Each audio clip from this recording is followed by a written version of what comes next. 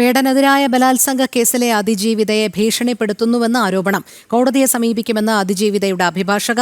അതിജീവിതയുടെ സ്വകാര്യതയെ മാനിക്കണം. പരാതി നൽകിയ ശേഷം ഫോണിലൂടെ ഭീഷണിയുണ്ടായി. വീട്ടിൽ അതിക്രമിച്ചു കയറാൻ ശ്രമിച്ചു. പോലീസ് സുരക്ഷ ആവശ്യപ്പെട്ട് ഹൈക്കോടതിയെ സമീപിക്കാനാണ് തീരുമാനമെന്ന് അതിജീവിതയുടെ അഭിഭാഷക പറഞ്ഞു. പരാതിക്കാരിക്ക് ഈ പരാതി മൂവ് ചെയ്തതിന് ശേഷമാണ് ഭീഷണികൾ ഉണ്ടായിട്ടുള്ളത്.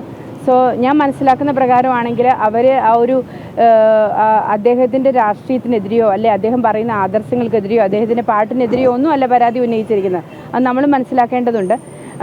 മറിച്ച് അവർ ഉന്നയിച്ചിരിക്കുന്ന പരാതി അവർക്ക് വ്യക്തിപരമായി അവരുടെ ജീവിതത്തിൽ നേരിട്ട ഒരു പ്രതിസന്ധിയെക്കുറിച്ച് തുറന്ന് സമൂഹത്തെ മുമ്പാകെ ഒരു പരാതി കൊടുക്കുവാൻ തയ്യാറാകുകയാണ് ചെയ്തത്. അപ്പോൾ തന്നെ നമ്മൾ അവരുടെ പ്രൈവസിയെ മാനിക്കേണ്ടതുണ്ടെന്നുള്ളതാണ് എൻ്റെ അഭിപ്രായം. ഇൻഡിവിജ്വലി അവരുടെ വീട്ടിലേക്ക് ഇന്ന് പലരും അതിക്രമിച്ച് ചെന്നിട്ടുണ്ട്. അതുപോലെ തന്നെ അവരെ പലരും ഫോണിൽ വിളിച്ച് ഭീഷണിപ്പെടുത്തിയിട്ടുണ്ട്. അവർക്ക് നല്ല രീതിയിലുള്ള ത്രെറ്റ് ഉണ്ടെന്നുള്ളതാണ് ഞാൻ മനസ്സിലാക്കുന്നത്. എന്നെ അറിയിച്ചിരിക്കുന്നത് അങ്ങനെയാണ്.